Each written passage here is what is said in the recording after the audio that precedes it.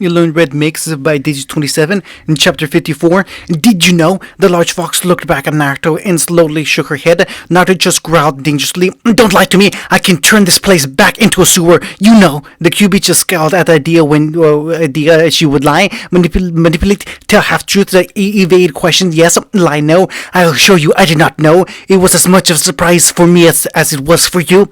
Naruto scowled, staring at the fox as he searched for any deception in her eyes. How could you not know? He was the one who sealed you. Kurama narrowed her eyes and quickly countered, and he was the one who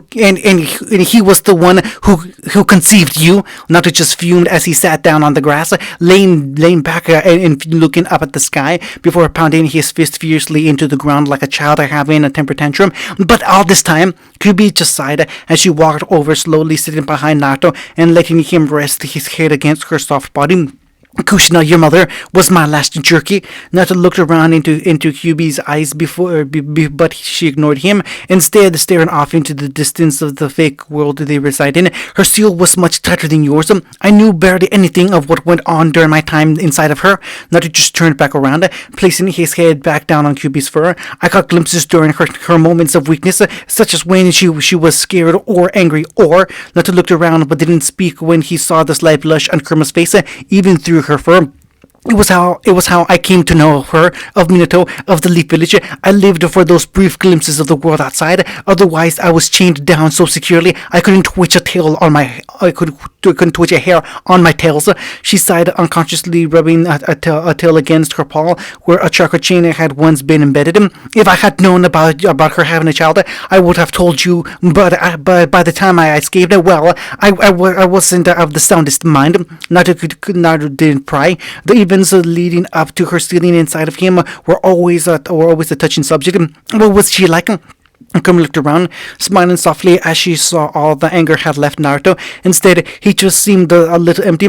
Like I said, I only caught glimpses, but from what I saw, a lot like you. She was passionate, but had a temper that was legendary in Konoha. They called her the Red Hot Habanero. Naruto smiled softly at the name, making him chuckle as he realized his father was the Yellow Flash and his mother was the Red Hot Habanero. No wonder he loved the color orange so much.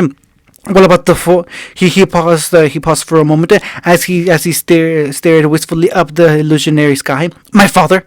Kurama looked down at him, taking a deep breath, which raised Naruto's head up on her head. A powerful, intelligent, charismatic, handsome Naruto looked up at her curiously as she coughed and looked away. Handy around the house. Naruto frowned but settled back down onto her side, not noticing the new blush at the door that adorned the fox's face. A true genius of his time, much like you, he was always thinking of new ideas and techniques, always trying to surpass his limits with speed, seals, his techniques, everything. Naruto smiled as he thought of the bond he now shared with his father through their mutual love of jutsu. Would they be proud of me? Kyuubi just looked down at Naruto a little bemused. Who am I to say? Naruto frowned, but in the end saw her point. She didn't really know them, not personally. She definitely wouldn't know their thoughts about him, even if he so desperately wanted to be even if you wanted that to be true. Thanks anyway, Kurama, for at least being honest with me. The large fox nodded her head slowly, settling it down on her palms as she stared off into the forest that surrounded them. Try not to focus on the past, kid. Instead, focus on what you can still change. Look to make those around you proud, as opposed to those who are dead. Naruto sighed. He knew what she was saying was true, but he couldn't help but wonder just what his parents would say if they could see him today. Would they approve of him leaving the village? His father was the Hokage after all, and if he had survived, Naruto would have been a part of his clan. Would they have approved it to you? Strangely, Naruto found that he didn't care all that much. It brought a smirk to his face. Why do you think the old man kept it from you? And the QB just scoffed as she shifted her body into a more comfortable position, prompting now to do the same. You saw how the old goat Oniki reacted. You don't think if Iwa had known about you, they wouldn't have tried to kill you as revenge for what your father did during the war? Naruto nodded with a frown as he thought back to the old man in Suna who had simply attacked him because he looked like Minato. He chuckled softly. The clues were all there. The resemblance, his love of seals, even his fashion sense with his cloak. I'm a bit of an idiot for not seeing it sooner, aren't I? Kurama smiled softly, not lifting her head off of her paws. No more so than those people around you. People tend to see only what they want to or expect to see. It's just human nature. Naruto nodded softly, Naruto nodded calmly, yawning as he stretched out on Kyubi's warm body. Well, I think that's enough hiding. I better go out and face everyone. I'm sure there'll be a lot of awkward questions I can't answer. Kyubi smirked as he stood up, stretching off his imaginary body. Emma was just a thought away. Naruto smiled down at her kindly, scratching her lightly between the ears, which earned him a small purr of pleasure. I know. Naruto woke up stiffly, and it took him a moment to loosen up his neck before he could look down. His wake up had disturbed Tayuya, who blearily creaked her eyes open, sitting up with him as she rubbed the free of dust. She smiled as she looked him over, checking that he was okay. Once satisfied, she quickly hugged him before swinging her legs out of the bed and standing up. She stretched, which gave Naruto an excellent view of her panties getting pulled up her firm thighs. Good to see you're finally up, shithead. Gar was worried about you. She looked at him for a moment as he looked back. She was smirking fiercely as he just looked down at at his own body. What? Tayuya just grinned before plopping herself back down on the bed next to him. You fainted. That's fucking gay. Naruto just pouted while she giggled. How would you react if you found out the man you looked up to your whole life was your father? Tayuya just stared at him curiously, as if she couldn't quite believe what he was hearing. Happily, Naruto pouted again while Tayuya stood up again. Aside from that, Tayuya just shrugged. She honestly thought that she was better off without her family. Otherwise, she never would have met Naruto. Stop fucking reminiscing, shithead, and come join me in the shower. Naruto was silent for a moment before a grin spread across his face. He quickly ran after Tayuya just as her ass disappeared around the corner of their ensuite bathroom. Gar looked quite relieved when he saw Tayuya and Naruto emerge from the room with damp hair and large grins plastered over their faces. Fu looked on with concern, hearing what had happened. She hadn't been there because Tsurika had offered to take her for something to eat, while Gaara had gone to check on the disturbance at the gate. Gaara had later told her what happened, and she was shocked to say the least. Even in Takagakure, she had heard of Minato Namikaze, and to think that her brother was his son was strange.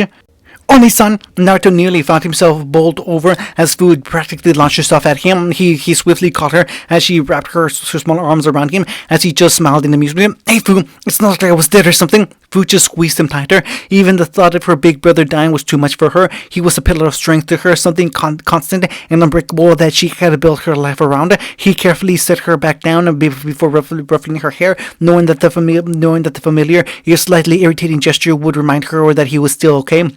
You're taking this remarkably well. I would have thought you would make a more interesting reaction. Naruto smiled, knowing the redhead was alluding to his pranking days before all his days were filled with either training Tayuya or Fu.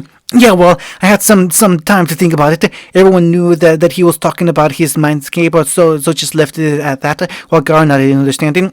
Well, he looked over at Tayuya in confusion. Well, what? Tayuya just sighed when she playfully punched him in the arm. What are you going to do about it? Naruto blinked honestly. He hadn't thought about it that much. He wasn't even sure what he could do about it. He was sure there were probably some things his parents had left him, maybe an estate somewhere if Konoha hadn't used them when he left. Other than that, he realized it didn't change his life all that much. He was still a shinobi of Suna. He still had Tayuya and Fu, and he was still Naruto Uzumaki, although he guessed he could possibly take his father's name. Naruto Namikaze. Everyone looked at him strangely before he realized he said it out loud. Tayuya seemed thoughtful while inside she was thinking all along the same lines. Tayuya Namikaze, Tayuya Uzumaki Namikaze. Fu just smiled at her brother, thinking the name sounded cool. I think it suits you. Naruto smiled at Matsuri, but inside he was still contemplating it. Naruto Namikaze Uzumaki. Everyone just laughed lightly, the mood returning to how it usually was between them. Yes, well, I'm sure you'll have plenty of time to think of all the ways you could change your name. As you might have noticed, the Kage conference is today, and the only one and yet to arrive is the Mizukage. Naruto just nodded as he pulled on his coat. The black flame, the black flame decals now having another meaning. He was thinking of all the ways he could really shock Konoha as payback for his childhood. Thinking about one of his old ideas to walk into evil hinged as the fourth. He wondered if he could get a coat just like this made that would really freak them out. With a stare, he realized his father's things, including that coat, could still be in Konoha somewhere, as well as his mother's, and they would belong to him. Suddenly, all that pleasure he had relieved in his mindscape came hurtling back down on his shoulders as the immensity of having a family was fully realized. Breathe, kid. He did that, taking in a large breath before straightening up. He could discuss all of that with Tsunade later. For now, he simply followed Gaara out of the nice hotel they had been staying at, holding his head high and uncovered with a large smirk adorned his features. For once, the whispers of the people around him didn't bother him. He was content and he was happy. They made their way through the streets until they arrived at the Hokage Tower, where the Kage would be meeting in an hour. He wondered where May was. He was sure she would have wanted to be here to make sure the land of water got their fair say. Hell, if only he could put aside his difference somewhat and stay for a few days, then she should have been able. Then again, Kiryu was still recovering and they might have had more pressing matters to attend to. Even so, she could send somebody in her stead, at least so they knew what was happening. He would just have to wait to see, and the meeting wasn't for an hour. Tsuri and Fu couldn't go into the meeting, so they went off somewhere together, which made Naruto smile. The two were really starting to bond. Naruto and Yuya accompanied Gaara on either side, walking like the bodyguards they came here to be. They seemed to be the first to arrive at the hall and took their place. Designed by the Tsunegakure symbol, designated by the Tsunegakure symbol on the wall placard. The room wasn't all that big, but it had a large U-shaped table which was perfect for meetings such as these. Gaara calmly sat down while Yuya and Gaara leaned against the wall behind him. A few minutes later, Tsunade walked in, flanked on one side by Jiraiya and on the other by Kakashi. She hesitated when she saw that Gaara was already here, but more specifically, she looked at Naruto, who didn't acknowledge her presence at all. She sighed before nodding curtly at Gaara, who returned the gesture. Tsunade took her place at the head of the table, but both she and Jiraiya sent worrying glances towards Naruto, who continued to stand silently, only watching out for any threats to his Kazekage and friend. Abe was the next to arrive, bursting through the doors in his typical manner with his usual stony look. He was quickly followed by Bee and Yujito, who both waved at Naruto warmly. He smiled back at them, upsetting Tsunade that she didn't get that kind of reaction. A sat down next to Gaara on the far side from Tsunade, while Bee and Yujito went and stood by Naruto and Tayuya, the four of them chatting fondly while the doors opened again. Surprisingly enough, it was Mei who entered next, Ao and Chojuro as their bodyguards. She seemed flustered by something, and Chojuro was looking nervous, but the two took their place in the hall, sitting down in the seat next to Tsunade and opposite Gaara. She received the customary welcomes from the gathered Kage before returning to her quiet irritation at whatever had gotten under her skin this time. Finally, Oniki burst into the room, looking the angriest out of the five. He said nothing as he walked over to his seat, sitting down while at the same time shooting murderous looks in Naruto's direction. Tsunade looked around at the gathered Kage and their personal escorts. Some of the most powerful shinobi in the elemental nations all gathered in the same place. To anybody else, their position, to anybody else, it would have been frightening, but everybody had earned their positions in that room. She coughed loudly to get everyone's attention. As the host of the conference, it was her job to get the ball rolling. What is he doing here? Just as she was about to speak, Oniki had interrupted, still staring daggers at Naruto, who looked back impassively, an impressive feat when staring down at Kage. Gaara also looked back calmly, although looking closer. Closer people could spot the fine mist of sand that had materialized around him out of nowhere. He is my escort, Oniki growled as people felt the tension in the room rise exponentially. I don't care who he is. I want the son of that bastard out of here. Gaara's eyes narrowed imperceptibly as the floor around his feet began to swirl with sand. Now to beat him to the punch, though, as one of his kunai suddenly impacted the wall behind Oniki's head, brushing his head by mere centimeters. The old man's eyes opened slightly wider, but the message was clear. If Naruto had wanted to do that, kunai would have gone straight through his head. He growled imperceptibly at the young blonde shinobi, angered that he would dare to even try to even get near to striking Akage. After the boy had passed out in the street, he had been quickly carried away by God and Tayuya, while Tsunade kept him or his shinobi from meddling. It angered him that after all this time, the fourth son had been hidden from him, and he wasn't able to do a damn thing about it. All eyes turned to Naruto as the two rock shinobi suddenly rushed him, leaping up and over the table to apprehend the man who had attacked the Tsuchikage. However, as soon as they got closer, Naruto simply vanished, reappearing where his kunai had impacted with the wall. Onuki turned to him, shocked at seeing the jutsu in use after so long, as Naruto simply stared him down. I would appreciate it if you do not talk about my father that way. His tone was cold, far more deadly than somebody his age should have been able to muster. Although Onuki was unperturbed, the other Kage watched the confrontation silently, although he had a small smirk just tweaking at the edge of his mouth as he saw Naruto go toe to toe with Onuki. By that point, Akatsuki and Kurosachi. Akatsuchi and Kurosachi had managed to get back to their grandfather's side, but Naruto simply disappeared again, reappeared next to Tayuya in a flash of yellow. The room was silent as everyone just looked at Naruto in wonder, but since his face had returned to his neutral, impassive glare, both the Raikage and Mizukage were a little shocked by the confrontation, as were the various bodyguards and escorts around the room.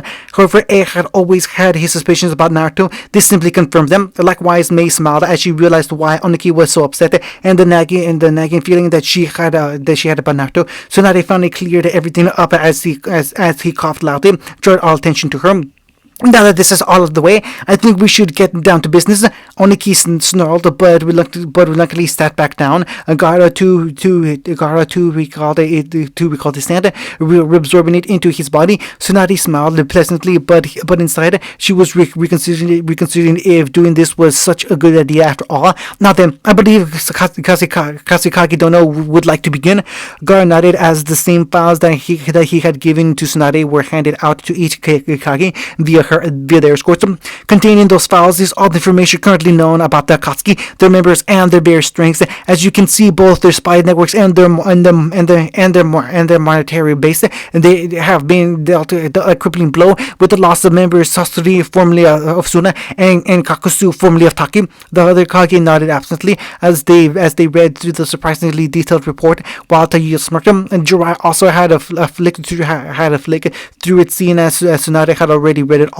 His eyes widened visibly when he came across a name he never thought he would see again. And he was also seething when he came across the editor's report, noting the large black X across his photo, which could only mean one thing. He kept it to himself though, but he knew he would have to deliver the news to Kurosachi later, as she wasn't going to be happy. Joraro was the first to speak up, even as he flicked through the dossier some more.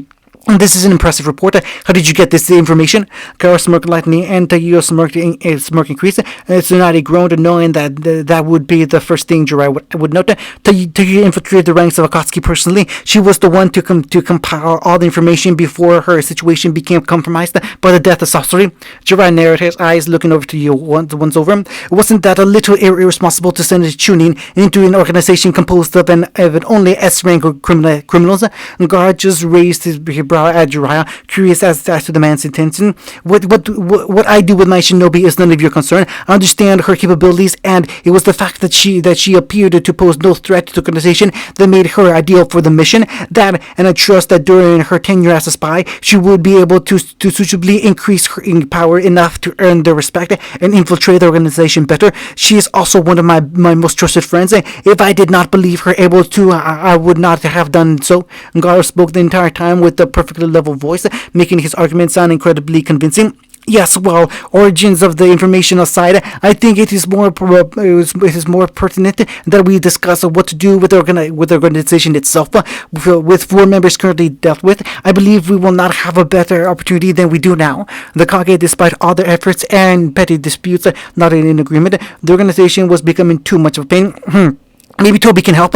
Everybody in the room shouted around as the unfamiliar voice spoke up. They were all shocked to see none other than a man dressed in Akatsuki robes with an orange spiral mask flipping through the page of the file. Immediately, faster than most could even think, Naruto sent a kunai flying at the man, only to watch it pass right through him as if he weren't there. The man looked up from the file, and everybody could have sworn they could see a pout on his face despite the mask. Toby didn't make it into the file. He'll show you. Toby is a good boy and will make it into the Akatsuki for sure once he delivers the message from Leader Sama. He clapped and laughed enthusiastically, causing everybody in the room to seriously doubt that man's sanity. God, on the other hand, stared at him critically. He was not in the file, but he perfectly matched the description Tayuya gave Toby, and he kept referring to himself as such. What message? Toby turned to Gaara, but it was clear he was addressing the entire room. Leader Sama wants to deliver a warning. If the mean of Okage give up the Jinchuriki, then nobody else has to get hurt. He turned his attention over to Naruto. Leader Sama also wants to tell Namikaze-san to give back the rings he stole because stealing isn't a very nice thing to do. Naruto narrowed his eyes at the man before calmly reaching into the pouch on his belt. He removed the rings before slowly and deliberately sliding them onto the rings on his right hand. Tell Pain to come and get them himself. Toby just nodded fiercely. Will do. Again, his sanity was brought into question as the strange man bounced enthusiastically. Suddenly, Naruto disappeared, appearing not a second later with a Rasengan in his hand, which he attempted to plunge into Toby's unprotected body, only to phase right through the man. When he was fully out of Toby's body, the masked man swiftly grabbed him by the collar of his coat and with surprising strength, slammed him into the ground, or would have if Naruto hadn't flashed over to the Yum. Ha ha! You're fast, Namikaze-san, but your daddy already tried to try that one on me. Fool me once, shame on him. Fool me twice. Toby started to face to the floor, and will kill you. He disappeared from the room entirely with a sinister giggle, leaving the Kage to suddenly erupt in an outcry. How did he get in here? What are you playing at, Tsunade? Mizukage-sama, this place is not safe. We must leave immediately. Why do you have those rings, boy? Quiet! Everyone stopped their bickering as Tsunade stood up, throwing her chair back into the wall to stick there with a dull crack. Kakashi and Jiraiya were forced to jump out of the way of the deadly chair or risk getting crushed into the wall. Everybody just stared at Tsunade before she sat down on the new chair Jiraiya somehow produced. Now then, are we going to bicker among ourselves like a fresh getting team, or are we going to sit down and discuss what just happened? All the Kage present, save Gaara, who remained stoic, grumbled but sat back down nevertheless. Now it is clear that Katsuki are trying to intimidate us with this obvious scare tactic, but we are Kage. We should not respond to such a threat by blowing it out of proportion. There are only 6 of them and thousands of us. They only pose a threat if we remain divided and continue to put Arjun Jerky at risk with isolation. Naruto huffed from his position across the room, but luckily everybody ignored him, save Oniki, who sent him another dangerous look. What's this about Arjun Jerky? Iwa has already lost Han and Roshi. Add to those bandits, while none of you have lost anybody. Hell, soon already have 3 Jinchuriki, 2 of them in this very room. Maybe they could spare one of them. Whatever happened to the balance of power your predecessor and my begrudging equal was always blathering on about. Naruto growled again. It was really starting to get to him how Oniki kept blatantly disrespecting the past Hokage and the 2 people he looked up to. If Jiraiya's expression told anything, he also wasn't very happy. The Jinchuriki that have taken Suna as their home have all done so of their free will, myself included. Oniki just laughed right in Gaara's face as he pointed straight at Naruto. Right, from what I heard, he stole the 7 tails right out of Takakakure, ensuring some of the civilians to do so. Naruto growled again as the grip around his kunai tightened, turning his knuckles white. I saved through from that place. Oniki sneered at the blonde, daring him to make a move. More like kidnapped. Naruto growled even louder as his canines began to enlarge, and to notice of everyone present. You have no right to judge me. Only they have that right. He motioned to Gaara, B, and Jujutsu before looking around the room. All of you talk about protecting us, keeping us away from the Katsuki, but there's a reason they are so easily able to get us. You treat us like prized weapons to be fought over and protect us. But what do you do in the same time?